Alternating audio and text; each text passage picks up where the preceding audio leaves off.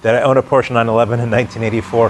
No, I didn't. I was in high school. I had a Porsche 911 poster, but I got thinking, what if back in that year I was an adult and I owned a Porsche 911? What would it look like?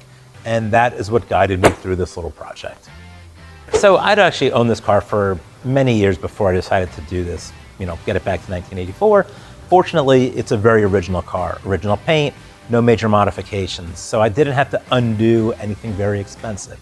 At this point, it's a matter of working on the details, the things a lot of people notice when they walk up to a car. One thing you notice at, let's say, regular car shows, or at least something I happen to notice a lot, are the modern license plates.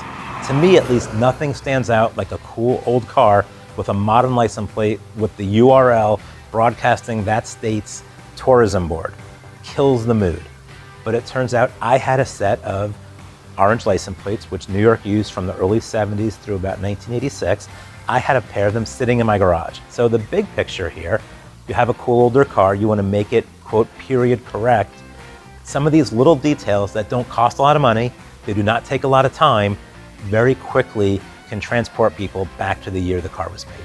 Before we talk about what makes these classics so special, we need to thank today's sponsor, Grundy Insurance. Grundy has specialized in protecting classic cars since 1947 and is specially designed for collector vehicles, just like the cars we talk about here at Classic Motorsports. For more information and to find out if Grundy Insurance is a good fit for your classic, click the link in the description. Fast forward, we're at a show, people come by checking out the Porsche. What do people say when they first see the car?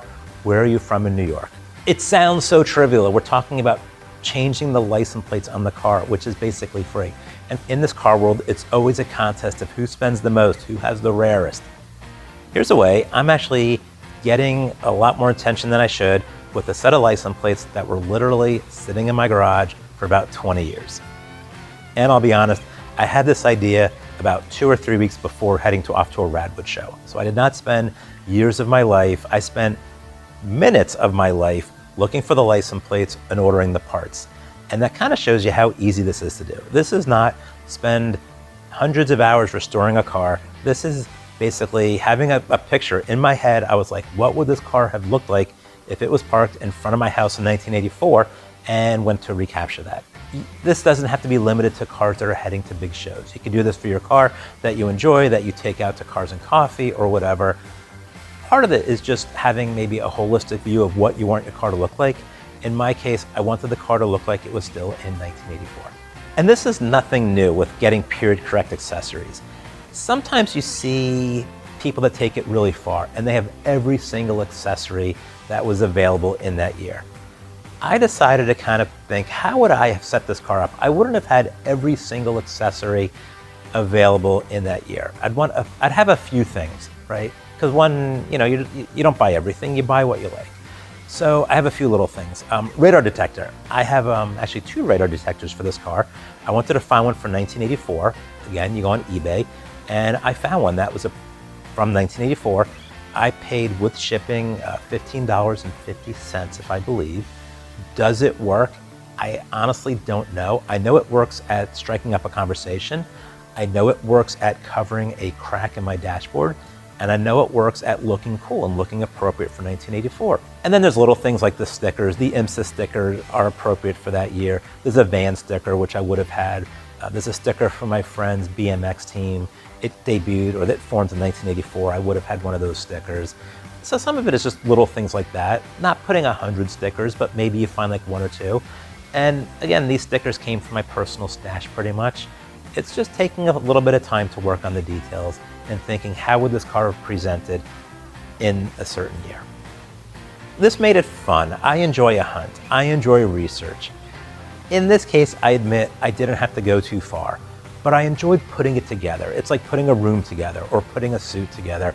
It was fun finding all these little details. So let's tie this all together. So I have this 84 Porsche with all these details that aren't overwhelmingly screaming, hey, 1984, but it's enough if you were there, you know. So I felt like I needed one more little thing. I was getting ready for Radwood. I thought, I need a license plate frame that would be appropriate. So I go back to my personal stash in the garage and I start flipping through. And I happen to have a license plate frame from Auto House, which was our local Porsche dealership from when I grew up as a kid. So I put it on the license plate and we're at Radwood and there's a bunch of people and there's a family looking at the car. There's what looks like a grandmother, her son and grandson, and they're looking at the car and they're pointing and chatting, and I overhear the woman say Auto House. And that, gets my attention, and I walk over and I say, hey, do you know Auto House? Thinking maybe she drove by it, maybe she was a customer, who knows? And she looks at me and she goes, we owned the dealership. She and her husband owned Auto House back in the day. So my goal with this project was to take the car back to 1984. What's become the extra side bonus is being able to take other people back there on this journey with me. Support brands that support Classic Motorsports. Get your chemical solutions from CRC Industries. Visit crcindustries.com to learn more.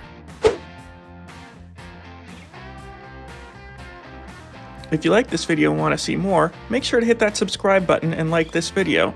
And to see more stories like this, visit us online at classicmotorsports.com.